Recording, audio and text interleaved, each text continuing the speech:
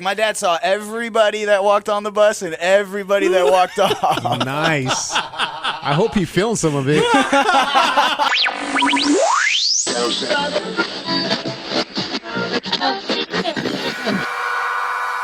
Ladies and gentlemen, please welcome to the Rico and Mambo Morning Show. Columbia Records recording artist. We got T.Mills in the house. What's up, man? What's up, man? How you doing this morning? I'm chilling, man. Thank you guys for having me. Hey, we want to apologize for making you wake up this early. I know you had a busy night last night, man. I did. I had a busy night. But you know what? At the end of the day, if this is my job, if this is the worst thing about my job, I'll take it, man. I'll take it. You know what I mean? So how does it feel to have your music played on the radio amongst like Drakes and your Rihannas and your Biebers? It's surreal, man. Like it's crazy to me. I remember the first time I heard myself on the radio. I was actually driving to a sound check for my show, and I was driving my dude. I wasn't even in my own car, but I turned on a radio station. I heard it. There's this like old little like Asian lady next to me.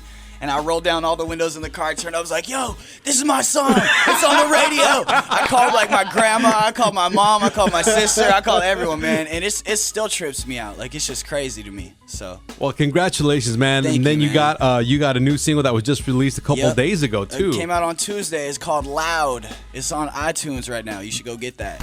You're going to be touring the U.S., huh? Yeah, man. April 4th, I leave. I got my first show in San Diego, and then the 5th and 6th, we're playing L.A. at the El Rey Theater, and then I take off from there. And I'm super excited. I love touring, man. That's like my favorite thing to do. I hate being at home. Now, of all the gigs that you've done, what's the one gig that you did that just stands out the most, and what was it that happened? That's a tough one. I play a lot of shows. Wait, hang on. That we can discuss on the air. Yeah, okay. No, we could discuss anything. Just keep it clean. I'd have to say one of my shows in Europe. I went on my first European tour in 2012, and we sold it out. It was like the most insane thing. And I wasn't on the radio over there. I wasn't on TV or nothing. Right. Like, it was just strictly off of the internet and my fans. You know what I mean? Nice. And we played Germany, and I remember like the venue was like, it was like a 700 cap venue. We went in, and it was just this huge, like, it was crazy, man. It was my first time playing there.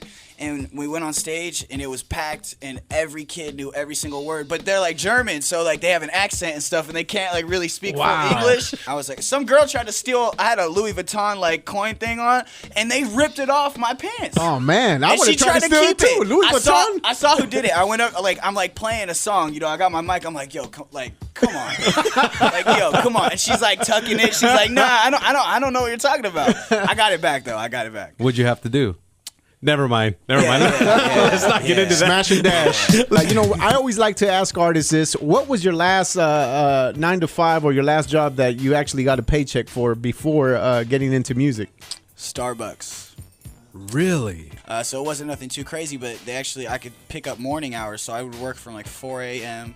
to like noon, go to a college class, then go home and do whatever I wanted to do. Wow. Yeah, so that was pretty brutal. I worked at 2 different Starbucks. I worked there for like 2 years, and then I actually quit to go on tour with a band that I was in. How did mom and pop feel about it? I'm super grateful to have the parents that I have. Like, I couldn't have done it without them, and they've always been super supportive. Like, they let, you know what I mean? Like, my garage at their house was like a band, a rehearsal studio pretty much from the time I was like 12 to, 7, 18. They always supported me, man. And then it really clicked. Like, my mom, I remember one day when I started this my project, I started putting music out online. She came into my room one day, and I was on my computer, and she was like, yo, like, what are you gonna do? Like, what, like, you got a job, like, anything? And I was like, Mom, like, I got 40,000 plays today on MySpace. And she's like, well, what does that do? She's like, you have a year. I remember my mom telling me, she's like, yo, you have like a year to like, get it going and stuff. And sure enough, like a year later, that was like, I played my first show a year later. They came to the shows, and they, started seeing my fan base develop, and and that was when they really understood what was going on, and they're proud of me, man. Wow. They're happy. So we went on the Vans tour this summer.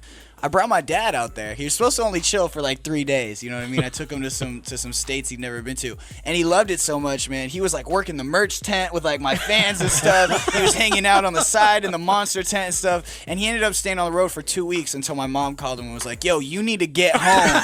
What are you doing, man? He was sleeping on the front lounge of our tour bus and stuff, but man, my dad had a great time, and we all had fun having him out there. It was cool. It was cool just to share that experience with my father. Right. Wow. Imagine just Pops being on tour with you and just seen everything. No, and I mean, he saw everything. You know what I mean? Like, because you're living on a tour bus, so it's not like, you could have a party and someone at the front of the bus doesn't know. Like, my dad saw everybody that walked on the bus and everybody that walked off. Nice. I hope he filmed some of it. I mean, those would be great memories for. I think that's why my mom called him and was like, Joe, you need to get home right now. It's been you're having too much fun out there. You got to come back to real life.